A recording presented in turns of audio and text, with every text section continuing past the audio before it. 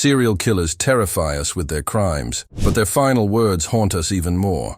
Defiant, chilling, or disturbingly calm, these are the last words of the world's most infamous killers.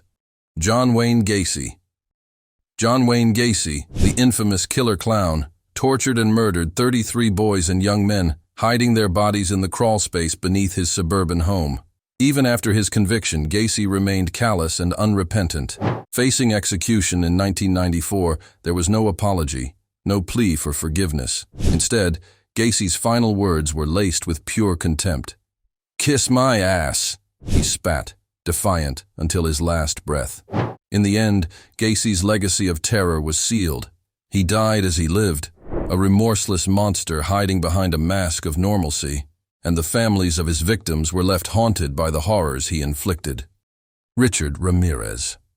Richard Ramirez, the Night Stalker, was the embodiment of fear in 1980s California, breaking into homes to murder and assault his victims while leaving behind satanic symbols. He relished in the chaos he created, and even after his arrest, he continued to taunt the public. When Ramirez faced death, he greeted it with the same arrogance that had defined his life. His last words were chillingly nonchalant. "Big deal. Death always went with the territory. See you in Disneyland." With those words, Ramirez left the world on his own terms, smug, indifferent, and entirely unrepentant. Even in death, his casual disregard for human life remains as disturbing as his crimes. Ted Bundy. Ted Bundy's charm and good looks masked a horrifying darkness within. A serial killer responsible for at least 28 brutal murders. He used his charisma to lure women to their deaths, and when he was finally caught, the world watched closely as justice was served. In 1989, Bundy was sent to the electric chair, and while many expected one last sinister statement, his final words were shockingly tame. "I'd like you to give my love to my family and friends." Bundy's last words felt eerily ordinary, a final manipulation from a man who spent his life hiding behind a mask of normalcy. But behind that mask lay a monster who left a legacy of terror that will never be forgotten. Jeffrey Dahmer. Jeffrey Dahmer, one of the most infamous serial killers in history, was known for his horrific crimes involving cannibalism, necrophilia, and dismemberment. After murdering 17 men and boys, Dahmer was sentenced to life in prison. But his sentence was cut short when he was bludgeoned to death by a fellow inmate. Dahmer's last words, spoken to his attacker, were chillingly indifferent. "I don't care if I live or die. Go ahead and kill me." Even in his final moments, Dahmer remained detached from the horror he had created, his eerie lack of emotion lingering as a disturbing reminder of his twisted mind. Aileen Wuornos. Aileen Wuornos, one of America's most notorious female serial killers, murdered 7 men in the span of just 1 year. Claiming she acted in self-defense, Wuornos showed little remorse when she was sentenced to death. As her execution approached in 2002, her final words left the world bewildered. "I'm sailing with the Rock, and I'll be back, like Independence Day, with Jesus, June 6th, like the movie, big mothership and all."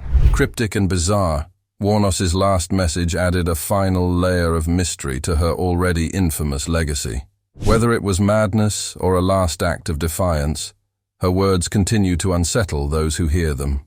Timothy McVeigh. Timothy McVeigh, the Oklahoma City bomber, was responsible for the deaths of 168 people in one of the deadliest acts of domestic terrorism in U.S. history. McVeigh believed his actions were justified, a strike against the U.S. government's overreach. When McVeigh faced lethal injection in 2001, he remained stoic and unrepentant. His final words, quoting the poem Invictus, were, "I am the master of my fate. I am the captain of my soul." McVeigh's words echoed the cold confidence that had driven his actions, leaving behind a legacy of devastation that still haunts the nation. Peter Kürten. Known as the Vampire of Dusseldorf, Peter Kürten was one of Germany's most sadistic killers, drinking the blood of his victims and committing horrific murders throughout the 1930s. When Kürten was sentenced to death by guillotine, his last words revealed the depths of his twisted mind. "Tell me, after my head has been chopped off, will I still be able to hear, at least for a moment, the sound of my own blood gushing from the stump of my neck? That would be the pleasure to end all pleasures."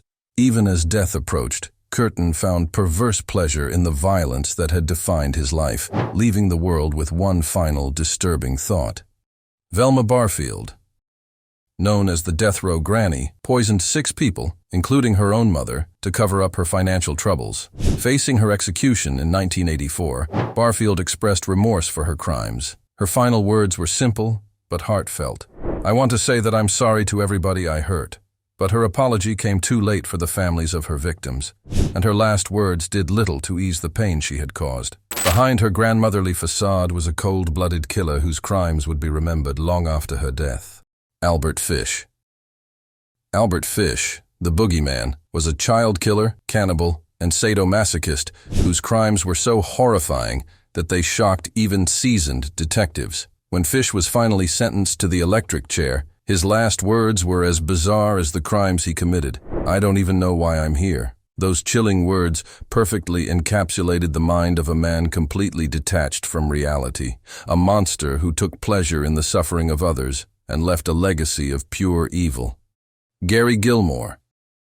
Gary Gilmore was the first person executed in the U.S. after the reinstatement of the death penalty in 1976. Convicted of 2 murders, Gilmore became infamous for his desire to be executed, even fighting for his own death. When he faced the firing squad in Utah, his last words were chillingly simple: "Let's do it." Gilmore's defiance and eagerness to die left a mark on the nation, with his final words even inspiring the famous Nike slogan, "Just do it." His legacy, however, is one of violence and the disturbing pursuit of death. Joseph Paul Franklin. Joseph Paul Franklin, a white supremacist and serial killer, targeted interracial couples and African Americans in a racially motivated killing spree. When Franklin faced execution in 2013, his final words were unexpected: "I forgive you all." Coming from a man who had committed so much hate-fueled violence, his words rang hollow, a final attempt at redemption that did little to erase the horrors he had inflicted upon the world. Carl Panzram. Carl Panzram was a brutal serial killer and rapist who showed no remorse for his actions, confessing to 21 murders and over 1,000 rapes. Facing execution by hanging in 1930, Panzram's final words were filled with rage. "Hurry it up, you Hoosier bastard. I could kill a dozen men while you're screwing around." Panzram died as he lived, full of hatred and violence, leaving behind a legacy of unimaginable cruelty. Thomas J. Grasso. Thomas J. Grasso's crimes were cowardly and cruel, murdering 2 elderly people for financial gain. But it's his bizarre final complaint that made headlines. On the day of his execution, Grasso's last words were, "I did not get my SpaghettiOs, I got spaghetti. I want the press to know this." Even in death, Grasso's pettiness overshadowed the gravity of his crimes, leaving behind a strange and unsettling legacy. H.H. Holmes. H.H. Holmes, often considered America's first serial killer, built a terrifying murder castle filled with trapdoors and secret rooms where he tortured and killed his victims. Holmes's final words were eerily calm: "Take your time, don't bungle it." His hanging, however, did not go as smoothly as he'd hoped. It took him over 15 minutes to die. Even in death, Holmes's life was marked by cruelty and suffering, fitting for a man who took pleasure in the pain of others. Earl Leonard Nelson. Known as the Gorilla Killer, Earl Leonard Nelson murdered at least 22 women in the 1920s, strangling them in a spree of terror. When he was sentenced to death, his final words attempted to paint him as a victim. "I forgive those who have wronged me." But for those who survived the wake of his brutal killings, forgiveness was not something Nelson was likely to receive, as his crimes left an indelible scar on history. Dorothea Puente. Dorothea Puente, a grandmotherly figure who poisoned her elderly tenants and buried their bodies in her backyard, maintained her innocence until the very end. Her final words before her death were, "I am sorry for all the people I've hurt." But to the families of her victims, Puente's apology was nothing more than empty words from a woman who had committed unspeakable horrors. The contrast between her sweet, harmless exterior and the cold-blooded killer she truly was left a haunting legacy, one that continued to disturb even after her death. Leonard Lake. Leonard Lake, a survivalist with delusions of grandeur, constructed a remote bunker where he and his accomplice, Charles Ung, kidnapped, tortured, and murdered their victims. Lake's cowardice became clear when he was caught. He swallowed cyanide pills to escape justice. In his final written statement, Lake admitted, "I am a coward. I couldn't stand up to what I did, so I killed myself. But don't think for a moment that I didn't enjoy it." His final words revealed the true depth of his depravity. A man who found joy in suffering but couldn't face the consequences of his actions.